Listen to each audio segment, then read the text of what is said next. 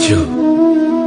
এই ধৈর্য কি কোনো গুণ, কোনো অনুভূতি, কোনো দৃষ্টিভঙ্গি? আমার জন্য ধৈর্য এক বাহন। আপনি হয়তো ভাবছেন এই কেমন বাহন? বাহন তো ঘোড়া হতে পারে, হাতি হতে পারে, উটও হতে পারে, কিন্তু ধৈর্যকে বাহন বানানো মানে?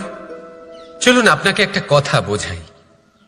পৃথিবীতে এমন কোনো বাহন নেই যে তার আরোহীকে আছড়ে ফেলেনি। সেটা উট হোক বা হাতি হোক বা ঘোড়া হোক, চলতে চলতে কখনো নড়বড় করেই বসে। তারপর সেই আরোহী পড়ে কারোর পায়, তারপর পড়ে তার নিজের নজরে। কিন্তু ধৈর্যরূপী বাহন কখনো কাউকে ফেলে না, কখনো না। না সেই আরোহী কারোর পায়ে পড়ে, আর না তো নিজের নজরে। কারণ ধৈর্য আপনাকে বিবেক প্রদান করে, বিবেক আপনাকে পরিকল্পনায় সাহায্য করে, আর পরিকল্পনা প্রদান করে আপনাকে শক্তি, আপনার লক্ষ্যের দিকে অগ্রসর হওয়ার। বুঝলেন? ধৈর্যকে সঙ্গে রাখুন, নিজেকে আরো ধৈর্যশীল করে তুলুন। এই ধৈর্যের সাহায্যে আরোহণ করে দেখুন কিভাবে এই বাহন আপনাকে আপনার গন্তব্যে পৌঁছে দেবে। রাধা রাধা। সংসারে এমন একটা ভ্রান্ত ধারণা রয়েছে যে সবকিছু ভাগ্যের দ্বারা পাওয়া যায়, কিন্তু ভাগ্য, প্রারব্ধ এ তো সকলের জন্যই সমান হয়। এটা তো ব্যক্তির উপরে নির্ভরশীল হয়, তার আকাঙ্ক্ষার উপরে নির্ভরশীল হয়, বাসনার উপরে নির্ভরশীল হয়, স্বভাবের উপরে নির্ভরশীল হয় যে উনি সেটা নিয়ে কি করেন। দেখুন, এই প্রসাদ কিন্তু সকলকেই দেওয়া হয়, কিন্তু তা গ্রহণ করবেন কিভাবে সেটা ব্যক্তির উপরে নির্ভর করে। আপনাকে এক উদাহরণ দিই। যেমন ধরুন, দুজন মানুষকে আমি একটা করে মাটির ডেলা দিলাম, সেটা নিয়ে তারা কি করবেন? একজন মানুষ তার ছোট ছোট ডেলা বানাবেন আর পথযাত্রীদের ওপরে ছুঁড়ে মারবেন, হাসি ঠাট্টা করবেন, তাদের বস্ত্র নোংরা করে দেবেন, সেটাতেই উনি আনন্দ পাবেন। অন্যদিকে দ্বিতীয় ব্যক্তি সেই মাটির ডেলা দিয়েই নিজের জন্য একটা কুঁড়ে ঘর বানাবেন। সেই কুঁড়ে ঘর যা রোদেতে, বৃষ্টিতে, ঝড়ে তাকে সুরক্ষিত রাখবে। অনুভূতি, এই অনুভূতি বদলাতে শিখুন। এই অনুভূতি অত্যন্ত গুরুত্বপূর্ণ। ভালোবাসাতেও এই অনুভূতি হলো অত্যন্ত গুরুত্বপূর্ণ। ভালোবাসা সে বন্ধুর সাথে হোক, মা বাবার সাথে হোক, ভাই বোনের সাথে হোক, স্ত্রীর সাথে হোক, যে কারোর সাথে হোক। মনে রাখবেন, এই হলো সেই অনুভূতি যা আপনার ভাগ্য নির্ধারণ করে থাকে। তাহলে আসুন আমার সাথে প্রেমের অনুভূতি নিয়ে বলুন, রাধা রাধা। লক্ষ্য, পথ আর সাফল্য, এই তিনটেই একে অপরের সাথে জড়িত, কিন্তু অনেকবার মানুষ এদের ঠিকভাবে বুঝতে পারেন না। তারা ভাবেন যে যেরকম লক্ষ্য হবে সেরকমই পথ হবে, সেই মতোই লক্ষ্য কঠিন হলে পথ কঠিন হবে, লক্ষ্য সরল হলে পথও সরল হবে। যদি আপনাকে আসল সত্যের সাথে অবগত করাই, তাহলে দেখবেন সবকিছুই এর উল্টো। লক্ষ্য নিজের পথ বানায় না, পথ সেটাই যেটা আপনি স্বয়ং নির্বাচন করে আপনি নিজে বানান। সেই অনুসারেই আপনি আপনার লক্ষ্যে পৌঁছতে পারবেন। সেই জন্য জীবনে যখনই লক্ষ্যে পৌঁছানোর পথের বিষয়ে আপনি কোনো সিদ্ধান্ত নেবেন, তাহলে তা ভেবে চিন্তে নেবেন, কারণ এই পথ অত্যন্ত গুরুত্বপূর্ণ। পথ যদি শুভ হয়, তাহলে লক্ষ্য আপনা থেকেই শুভ হয়ে যায়। তাহলে আসুন আমার সাথে ভালোবেসে বলুন, রাধা রাধা। ভাগ্য আর কর্ম, এই দুই এমন শব্দ যাকে ঘিরে সমগ্র সংসার। কেউ বলে আমার ভাগ্যে এটা ছিল না, যা পেলে আমার জীবন অন্যরকম হতো। কেউ বলে আমার গত জন্মের কর্ম নিশ্চয়ই এমন ছিল, যে কারণে এই জন্মে এরকম ভাগ্য পেয়েছি আমি। এসব বাদ দিন আর একবার শান্ত চিত্তে ভাবুন।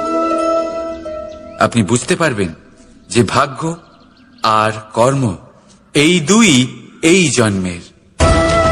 তফাৎ শুধুমাত্র এটাই যে যদি ভাগ্যের কথা বলা হয়, তাহলে আপনি এই ভাগ্যের থেকে যত বেশি আশা করবেন তত বেশি নিরাশ হবেন আপনি, কারণ এই আশা আপনাকে কর্ম করা থেকে আটকায়।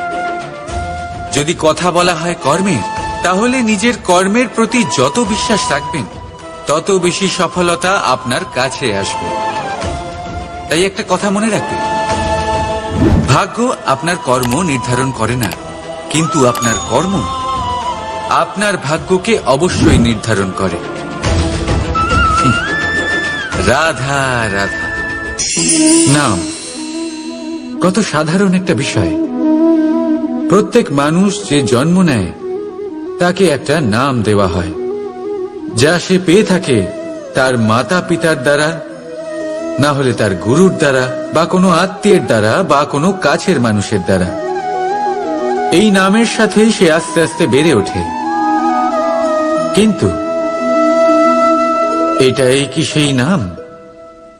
এই নামই কি সবকিছু? কখনোই নয়। একটা নাম সেটা যা আপনি জন্মের সময় লাভ করেন, যে নামে আপনি কর্মের পথে অগ্রসর হন। আরও একটা নাম সেটা যা আপনি আপনার কর্মের দ্বারা অর্জন করেন, আর এই নামেই আপনাকে সবাই যুগ যুগ ধরে মনে রাখে। আপনার আসল নাম সেটা নয় যা আপনাকে জন্মের সময় দেওয়া হয়েছিল। আপনার আসল নাম সেটা যেটা আপনি আপনার কর্ম দ্বারা লাভ করেছেন, কারণ সেই লাভের পেছনে প্রচুর প্রয়াস লুকিয়ে থাকে, অনেক পরিশ্রম লুকিয়ে থাকে। কিন্তু যদি আপনি চান যে মানুষ আপনার নাম মনে রাখে, তাহলে আপনাকে কর্মের পথে অগ্রসর হতেই হবে, শুভ কর্ম করতে হবে, অনর্গল চেষ্টা করে যেতে হবে, মহান কাজ করতে হবে। আর বিশ্বাস করুন, আপনি একটা মহান নামের ফল অবশ্যই লাভ করবেন। রাধা রাধা। আমি এখানে একা এই বনে বসে আছি, বাঁশি বাজাচ্ছি। কার জন্য? কে আছেন এখানে? কেউ নেই। আমার প্রজা, আমার রাজ্য, আমার পরিবার আমার থেকে অনেক দূরে আছেন। আমি এখানে একা এই বনে বসে এই আকাশের এই রঙের, গাছের এই সব ফলের, মাটির সুবাসের আনন্দ উপভোগ করছি। কেন? আমি হলাম দ্বারকাধীশ। এমন কি রাজকীয় বা ভৌতিক সুখ রয়েছে যে আমি ওখানে পেতে পারি না? সবকিছুই পেতে পারি, তাও এখানে বনে একা বসে আছি। কোন সুখ খুঁজে চলেছি? একা থাকার সুখ।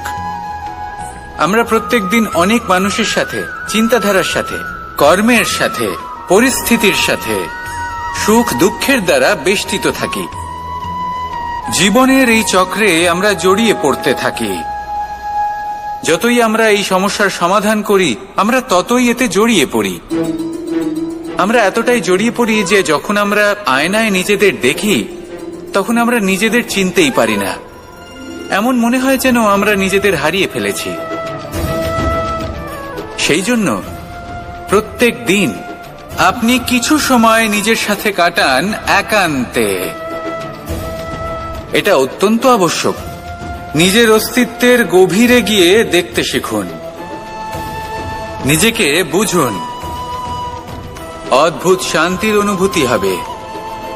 যেমন এই বায়ু, এই বৃক্ষ, এই পুষ্প, এই নিসর্গ, এদের মতো আপনিও কখনো একলা হতে শিখুন।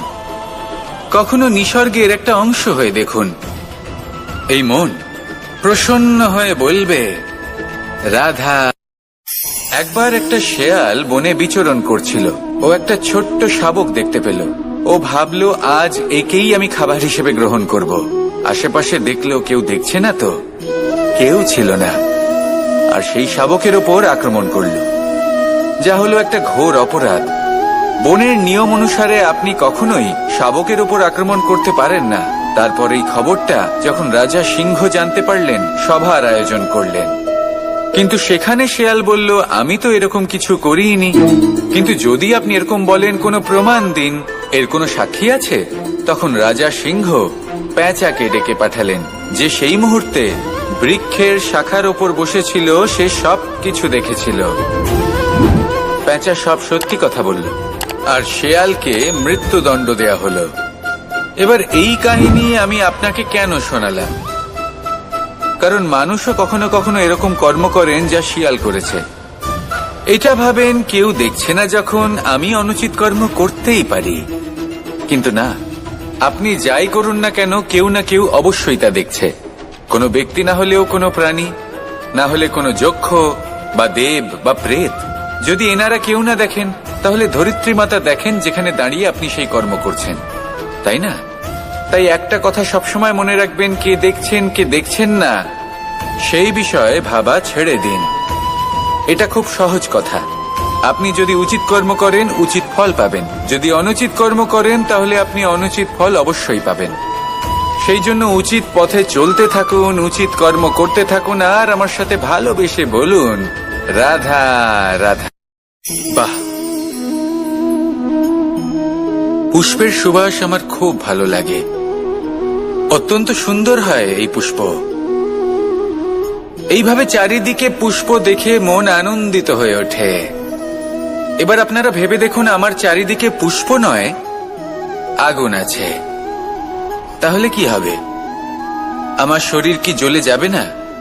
অবশ্যই জ্বলবে। শরীরকে কি আগুনের তাপ সহ্য করতে হবে না? অবশ্যই সহ্য করতে হবে। এটাই হলো প্রকৃতির নিয়ম।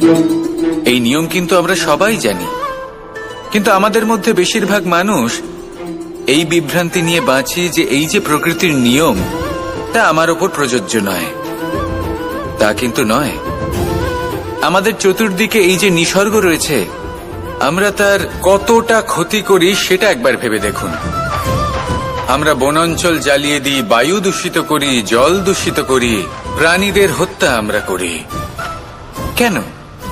এই নিসর্গ আমরা নষ্ট করি, যদিও আমরা জানি যে আমরাও হলাম এই নিসর্গেরই অংশ। এবার দেখুন, শরীরের কোনো অংশে যদি আগুন ধরান, আস্তে আস্তে সমস্ত শরীরও জ্বলে যাবে। সেইভাবেই নিসর্গ যদি নষ্ট হয়ে যায় তাহলে মনুষ্য জাতিও নষ্ট হয়ে যাবে।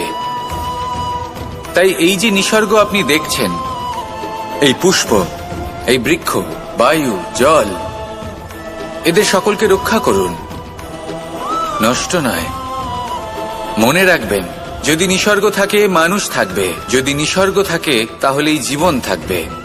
আসুন আমার সাথে ভালোবেসে বলুন রাধা রাধা। কারই না পছন্দ বলুন তো? অত্যন্ত সুস্বাদু হয় এই মধু, মিষ্টি খেতে হয় এবং তা শক্তিও প্রদান করে। এবং প্রত্যেকটি মিষ্টি পদার্থের মতোই এতেও খুব তাড়াতাড়ি পিঁপড়ে ধরে যায়। অন্যদিকে যদি নুনকে দেখি, তাহলে বছরের পর বছর রাখলেও এতে পিঁপড়ে ধরে না। এবার যদি কথা বলি বন্ধুত্বের, তাহলে বন্ধুত্ব নুনের মতো হওয়া উচিত, মধুর মতো নয়। যারা সামনে এলে শুধুমাত্র মধুর মধুর কথা বলবে, পরে এতে পিঁপড়ে ধরে যাবে। এটা নুনের মতো হওয়া উচিত। প্রকৃত বন্ধু হলো সে যে সময় এলে পরে আপনার সামনে আপনার প্রকৃত সত্য তুলে ধরবে, তা সে যতই কঠিন হোক না কেন। আপনার দোষ, আপনার অপগুণ, আপনার খামতি আপনাকে বলতে পারবে, যাতে আপনি সেগুলো শুনে মেনে নিয়ে তারপর নিজেকে শুধরোতে পারেন। এটাই হলো প্রকৃত বন্ধুত্ব। কখনো নিজের জীবনের আশেপাশে মন দিয়ে দেখবেন, অনেক সময় এমন মানুষ থাকেন, অনেক বন্ধু থাকেন, যাদের দেখে আমাদের মনে হয় যে এনারা খুব কঠোর, এনাদের কথা খুব কটু। কিন্তু বেশিরভাগ এমন মানুষের মনটা যদি বুঝতে পারেন, তাহলে দেখবেন তাতে কোনো মালিন্য নেই। এনাদের মন অত্যন্ত পবিত্র হয়। যদি আপনার জীবনেও এমন কোনো ব্যক্তি থেকে থাকে, এমন বন্ধু থাকে, তাহলে তাদের আগলে রাখুন আর আমার সাথে ভালোবেসে বলুন রাধা রাধা। যতক্ষণ আমরা এই সংসারে জীবিত, ততক্ষণ আমাদের সাথে সবকিছু থাকে। আমাদের ধন, সুখ স্বাচ্ছন্দ্য, আমাদের মিত্রগণ, আমাদের পরিবার, এই সমাজ, এই সবকিছু আমাদের সাথে থাকে। যেদিন আমরা এই সংসারকে ত্যাগ করব, এদের মধ্যে কেউ আমাদের সাথে যাবে না। না ধন, না স্বাচ্ছন্দ্য, না সম্পত্তি। এই সকল মানুষ, এই সমাজ, এরা শুধুমাত্রই শ্মশান পর্যন্ত আমাদের সাথে থাকতে পারবেন। তারপরে যদি আমাদের সাথে কিছু যেতে পারে, তাহলে তা শুধুই আমাদের ধর্ম। আর এই সংসারে আমরা নিজেদের যে সুনাম রেখে যাই, সেটা সম্ভব শুধুমাত্র কর্মের দ্বারা। সেই জন্য সংসারে যতদিন পর্যন্ত জীবিত আছেন, যদি কিছু অর্জন করতে চান, তাহলে ধর্ম অর্জন করুন, ধর্মের বিষয়ে স্পষ্টতা অর্জন করুন। এবং কর্ম অর্জন করুন। এটাই হবে আপনার অতীত এবং এটাই হবে আপনার ভবিষ্যৎ, এবং এটাই সকলকে প্রেরণা প্রদান করবে। আসুন আমার সাথে ভালোবেসে বলুন, রাধা রাধা। যখনই কোনো যাত্রায় যাব বলে মনে করি, তখনই আমরা প্রস্তুত থাকি আসন্ন বিপদের জন্য বা সংকটের জন্য। যেমন যদি আমাদের মনে হয় যে আজকের পরিবেশ খুব ঠান্ডা হবে, তাহলে আমরা গরম বস্ত্র ধারণ করি বা সেটাকে সাথে নিয়ে যাই। যদি মনে হয় যে বৃষ্টি হতে পারে বা বৃষ্টি হয়ে চলেছে, আমরা দেখছি, তাহলে আমরা একটা ছাতা সাথে নিয়ে নিই। আমরা প্রস্তুত থাকতে চাই এবং এটাই উচিত, এবং সেই কারণেই আমরা যাত্রায় সাফল্য লাভ করি। কিন্তু যদি আমরা কথা বলি জীবনযাত্রা নিয়ে, যা কিনা সব থেকে বেশি গুরুত্বপূর্ণ, তাহলে তার জন্য আমরা পূর্ণরূপে প্রস্তুত থাকি না। আশেপাশের মানুষ, এই সমাজ, আমাদের সাথী, আমাদের মিত্ররা যে কোনো মুহূর্তে বদলে যেতে পারেন। সেই জন্য আমরা নিজেদেরকে কখনো সাবধান করি না, কখনোই নিজেদের প্রস্তুত করি না। আমাদের এটা কখনোই মনে হয় না যে এরকম হতে পারে, আর সেই কারণেই শেষে গিয়ে আমরা অত্যন্ত দুঃখ পাই। একটা অমূল্য শিক্ষা আছে যেটা আমাদের লাভ করা উচিত। সতর্ক থাকা উচিত। এই জীবনযাত্রার জন্য শুধুমাত্র এই পরিবেশের বিষয়ে তথ্য সংগ্রহ করা বা তাকে অনুমান করা, এটুকু হলেই চলবে না। আমাদের আশেপাশের মানুষজনকে দেখতে হবে, তাদের স্বভাব পরিস্থিতির ওপর নজর রাখতে হবে। যখন তারা রং পাল্টাচ্ছেন, নজর রাখতে হবে। তা অত্যন্ত আবশ্যক। পরিবর্তন আপনার জীবনে অবশ্যম্ভাবী। সঠিকভাবে তার সম্মুখীন হন। আসুন আমার সাথে ভালোবেসে বলুন, রাধা। যদি আমি আমার চোখ বেঁধে কোনো একটা নির্দিষ্ট দিকে নিজের সমস্ত শক্তি প্রয়োগ করে ছুটে যাই, তাহলে কি হবে? আমি কোথাও ধাক্কা খেতে পারি, নিজের ক্ষতি করতে পারি, কোথাও পড়ে যেতে পারি, তাই না? অর্থাৎ এটা নিশ্চিত এই কাজ আমার করা উচিত নয়। কিন্তু আজকের দিনে প্রত্যেকটা মানুষ এই কাজই করছেন, তাই না? কোনো কাজ করার পূর্বে সেই কাজের বিষয়ে সম্পূর্ণ তথ্য কোথায় সংগ্রহ করছেন? শুধু এটুকু জানেন যে এই কাজটা করলে কত ধন অর্জন করবেন আর কত নাম হবে, আর ব্যাস, সামনে এগিয়ে যান। এটা উচিত নয়। পূর্ণরূপে যে কোনো কাজ করার আগেই সেই কাজের বিশ্লেষণ করে নেওয়া উচিত, তা বুঝে নেওয়া উচিত, এবং সেই বিষয়ে অবশ্যই খেয়াল রাখা উচিত যে আপনার শরীর এবং আপনার মন এই কাজ করার জন্য কি প্রস্তুত রয়েছে।